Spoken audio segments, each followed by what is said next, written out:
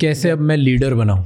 So firstly what you need to understand is कि एक जो ह्यूमन इवैल्यूएशन होती है आपके वर्क प्लेस में, इसमें आपका पर्सनल बायस और पर्सनल रिश्ता नहीं बीच में आना चाहिए। देखो, मैं कैसे बायस नहीं करूं? जिस इंसान ने मुझे 10,000 रुपये में उसका करियर है कि नहीं इसलिए ज्वाइन कर दिया, भाई जो तेरे को दे देना, वो मेरे साथ आज तक जुड़ा हुआ है और वो 3-4 साल में मेरी कंपनी का हर पार्ट में इन्वॉल्व है, उसने हर जगह भरोसा किया, तो मैं उस पर कैसे बायस नहीं हूँ? वैसे पर बिल्कुल बायस रखो, बट आई टेल यू क्या होता है। ओके, ज्यादातर see loyalty can not be your only matrix of बायस।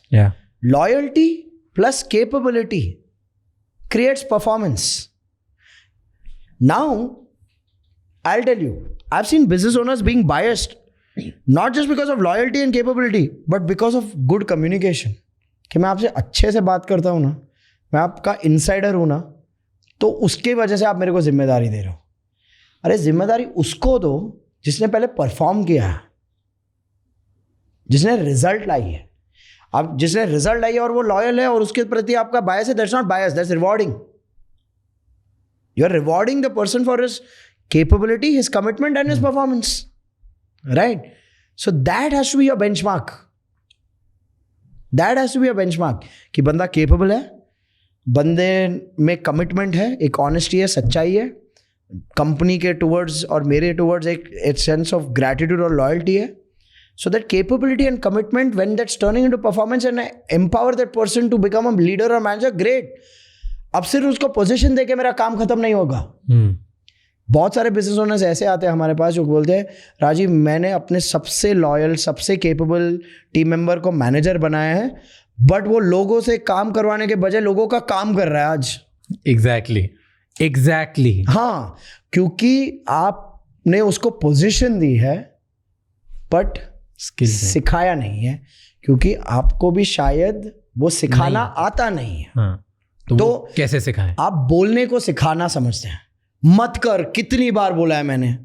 अब आपके बोलने से दुनिया बदलती तो बस मंदिर बनते हैं आपके नाम के, right?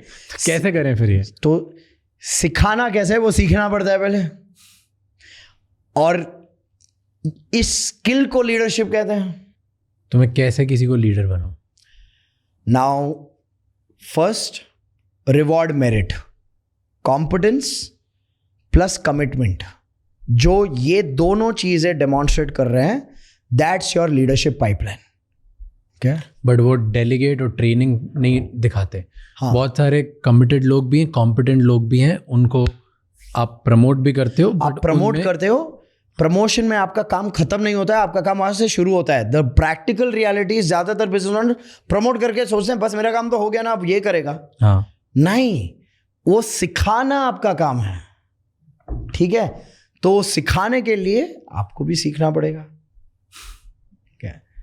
Now what do you teach? Okay, like I give a simple example. Business owners आते हैं, सर हमने सेल्स टीम बनाने की कोशिश की बट कोई बनता ही नहीं है, हम जैसे कोई बेच ही नहीं पाता। बोला ठीक है, बताइए क्या सिखाया आपने? नहीं, बंदे ने ज्वाइन किया, हमने प्रोडक्ट समझाया, सर्विस समझाई, कैसे क्या है प्रोडक्ट में, खासियत क्या है, सब सिखाया। तो मैं पूछ रहा हूँ आपने प्रोडक्ट ट्रेनिंग की या सेल्स ट्रेनिंग की? ये इस प्रोडक्ट ट्रेनिंग को सेल्स ट्रेनिंग बोलते हैं। अच्छा नहीं, ये प्रोडक्ट ट्रेनिंग है, ये सेल्स ट्रेनिंग है। तो सेल्स ट्रेनिंग क्या होती है?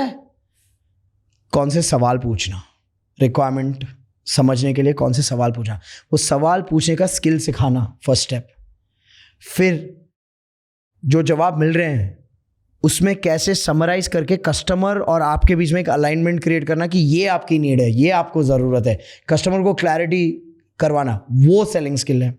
फिर आपके प्रोडक्ट और सर्विस की पोजिशनिंग, कि जो कस्टमर की नीड है वो प्रोडक्ट और सर्विस, इसके लिए सोल्यूशन कैसे है, वो पोजिशनिंग, वो प्रेजेंटेशन, फिर उसमें स्टोरी टेलिंग, वो स्किल है। फिर पोजीशन करने के बाद कस्टमर के सवाल और ऑब्जेक्शंस और उनके डाउट्स को from turning them from a no to a yes, objection handling, वो सेलिंग स्किल है। फिर making the offer in a manner जहां पर आप जब प्राइस बोल रहे हो हिचकिचाहट के साथ नहीं, बट एक कन्विक्शन के साथ, एक वैल्यू पोजीशन के साथ बोल रहे हो, वो सेलिंग स्किल है। फिर नेगोशिएट करना, और नेगोशिएट का मतलब नहीं मैं जीतू तू हारे, नेगोशिएट का मतलब है कि आपको भी कुछ ऐसा मिले जब आप खरीदते समय खुश रहे और मुझे भी वो मिले जो मैं बेचते समय खुश रहा हूं। वो कॉन्वर्सेशन वीव करना, वो सेलिंग स्किल है। फिर क्लोज करके कमिटमेंट लेना, वो सेलिंग स्किल है। अब जब मैं ये लिस्ट देता हूं ना, लोग ना अब ये जो देखेंगे पॉज कर करके लिखेंगे ये चीजें, बोलेंगे कि हाँ यार ये तो नहीं आता हमें भी। तो जब आपको आता नहीं, आप कुछ और करोगे और उसको सेल्स ट्रेनिंग बुलाते हो। आप प्रोडक्ट के बारे में समझा के बोलते हो कि ये बेच देगा अभी। अब आप क्यों बेच पा रहे हो? क्योंकि सालों से मेहनत करी है। क्योंकि आपको वो प्रोडक्ट की इतनी एक्सपर्टीज है कि कस्टमर जब आपके सामने बैठता है ना, वो बोलता है कि यार इसको तो पता है ये क्या कर रहा है, ठीक है खरीद लेते हैं। तो कस्टमर आपकी कन्विक्शन खरीद रहा है, आपकी कॉन्वर्जेशन है। बट आपके सेल्स वाले को कॉन्वर्जेशन सिखानी पड़ेगी ताकि उसमें कन्विक्शन दिखे। Every business is a leadership business. अगर जिस बिजनेस ने ज्यादा लीडर्स बनाए उस बिजनेस ने ग्रोथ अचीव की। तो यही क्वेश्चन होता है लोगों का कि मैं इतना सिखा तो दूं किसी को, हाँ जी, मैं उसको एक लीडर बना दूं, ट्रेन कर दूं, और वो छोड़ के कहीं और चले जाता है थोड़े ज्यादा पैसे के लिए। क्यों जाता है? या तो ज्यादा पैसे के लिए, उसको खुद का कुछ करना होता है। एब्सोल्युटली। तो सक्सेस टू स्केल कैसे जा सकते हैं? सक्सेस टू स्केल आप तब जाएंगे जब आपने लीडर्स तैयार किए हैं फॉर सक्सेस। सक्सेस क्या है? Second line of leaders day to day देख रहे हैं, आप फ्यूचर देख रहे हैं, या तो प्रोडक्ट इनोवेशन, या तो डिस्ट्रीब्यूशन, या तो एक्सपेंशन, न्यू वर्टिकल, जो भी। नाउ लीडर्स रिटेन कब होते हैं? लीडर्स रिटेन तब होते हैं जब उनको एक फ्यूचर दिख रहा हो कि भैया ये लेवल तक गेम तो मैं नहीं खुद बना पाऊंगा, तो I might as well be a part of a journey, okay, where we are going to grow big.